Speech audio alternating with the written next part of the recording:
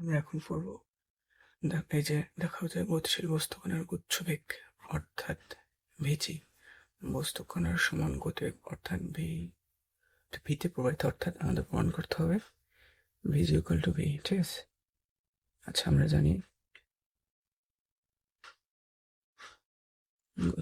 গুচ্ছবেগটা লিখে নিই। সেটা হলো এখানে এখানে এইটা হলো কম্পাঙ্ক, আর কেটা হলো তোমার ওই কি বলে তরঙ্গ সংখ্যা, তরঙ্গ সংখ্যা। ঠিক আছে, এখন আমরা জানি কৌণিক কম্পাঙ্ক ইকুয়াল টু 2πv। ঠিক আছে, জানি যে equal to H by V, অর্থাৎ V equal to E by H, এবং আমরা জানি equal to M C square. লিখি equal to E by H, 2π equal to M C square by H. ঠিক আছে, এখন আমরা এম এর আর একটা মান জানি, সেটা হলো M not by root over 1 minus V square by C square.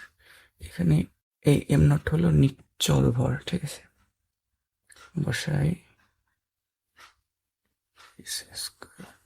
H.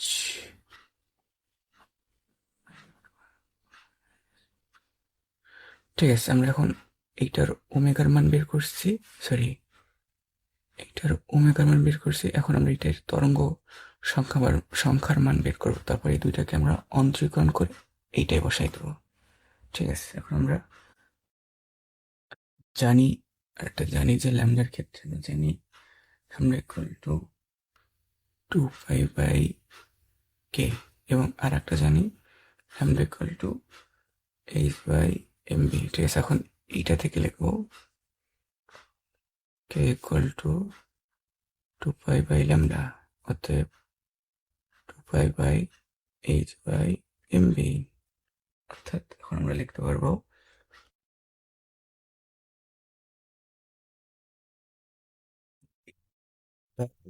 H. এখন যেহেতু আমরা দুইটার সমীকরণ পেয়ে গেছি, এটা হলো 2 নম্বর, এটা হলো 3 নম্বর, এটা হলো 1 নম্বর সমীকরণ। ঠিক আছে, এটা হলো 1 নম্বর সমীকরণ। এখন আমরা করবো কি, প্রথমে 2 নম্বর সমীকরণকে অন্তরীকরণ করব, তারপর 3 নম্বর সমীকরণ অন্তরীকরণ করব, তারপর সেইটার মান 1 নম্বরে বসিয়ে দেবো। তাই আমাদের এই প্রমাণটা হয়ে যাবে। ঠিক আছে, এর কাজটা করি, আমি দুইটা কাজ করে দুইকে আগে অন্তরীকরণ করে নিই।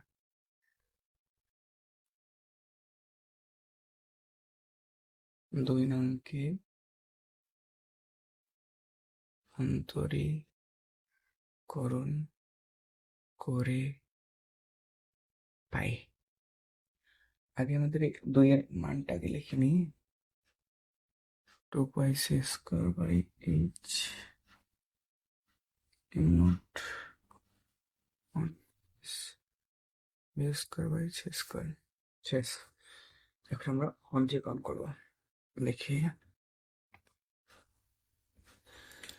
দেখো আমাদের এই যে এই অংশটা, এইটা এবং এইটা, এগুলো হলো ধ্রুবক, সুতরাং এইটা একদম বামে চলে আসবে। 2π সি স্কোয়ার বাই এইচ, আর শুধু এই অংশটার অন্তরীকরণ হবে। আচ্ছা, যেহেতু এইটা নিচে আছে, অর্থাৎ অনবাই আকারে আছে, এই টুটা উপরে উঠে গেলে হবে এরকম, উপরে একটা মাইনাস চিহ্ন আসবে, সেরকম এইটারও রুট পার উপরে উঠে গেলে রুট আসবে, এবং যেহেতু এটা মাইনাস ছিল সেখানে এখানে মানে নিচে ছিল, সেখানে এখানে একটা মাইনাস আসবে। এই দিলাম সেটার মাইনাস, এই মাইনাস। তারপর লিখি, ভালো লাগবে, হ্যাঁ, তারপর লিখি 2π M not C square by H. এখন এইটার আমরা অন্তরীকরণ করবো।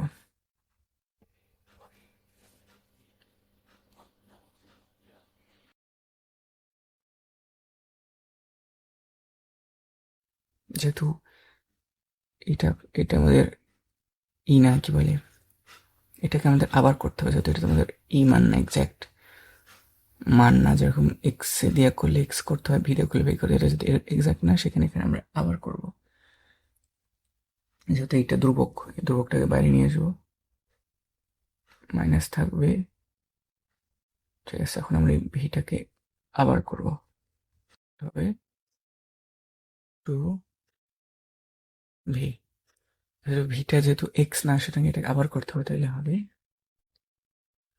Two B DV. এই অন্তরীকরণটা তো নর্মাল, এটা তোমরা সবাই জানো। ঠিক আছে, এখন আমরা এই দেখো, এই মাইনাস মাইনাসে কাটা চলে যাবে, আগে এটা লিখে নিই। এই দুই কাটা চলে যাবে, তারপর এখানে আরেকটা জিনিস বাদ গেছে, সেটা হলো এখানে আরেকটা জিনিস বাদ গেছে, সেটা হলো যেটা এই অংশটা। ঠিক আছে, সে হবে তারপর 1 minus V square by C square minus 3/2, তারপর 1 by C square V D V. যেহেতু এই টু যে কাটা যাবে, এই মাইনাস এখানে কাটা যাবে, তারপর C square by H, 2 C square by H, তারপর 1 বাই সি স্কোয়ার। যেহেতু এখানে মাইনাস আছে, এইটা নিচে এসে পড়বে, তাহলে এখানে হবে 1 minus V square by C square equal to 3/2 V D V. আচ্ছা, তোমার এইখানের এই সি স্কোয়ার কাটা যাবে, তাহলে থাকবে 2 pi M not by H, 2 pi M not by H থাকবে। তারপর আমরা লিখবো V D V by 1 minus V square by C square. এখানে আমাদের কি সমান বেরোলো? এই কৌণিক কম্পাঙ্কের অন্তরীকরণের মান বেরোলো। এখন আমরা তরঙ্গ সংখ্যার অন্তরীকরণের মান বের করব। ঠিক আছে, সেটা আমি লিখতে পারি একইভাবে ডিকে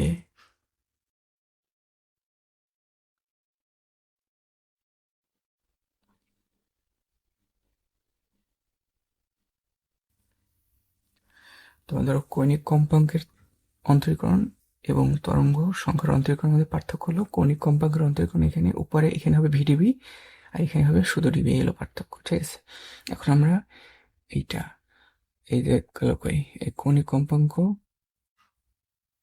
এবং তরঙ্গ সংখ্যার মান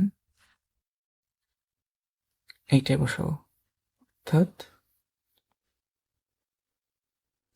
ঠিক আছে, এক লিখে একে মানগুলো বসাই, তাহলে হবে লিখে বড় একটা টান, তারপর 2 pi M not by H dot V D V by 1 minus V square by C square 3/4।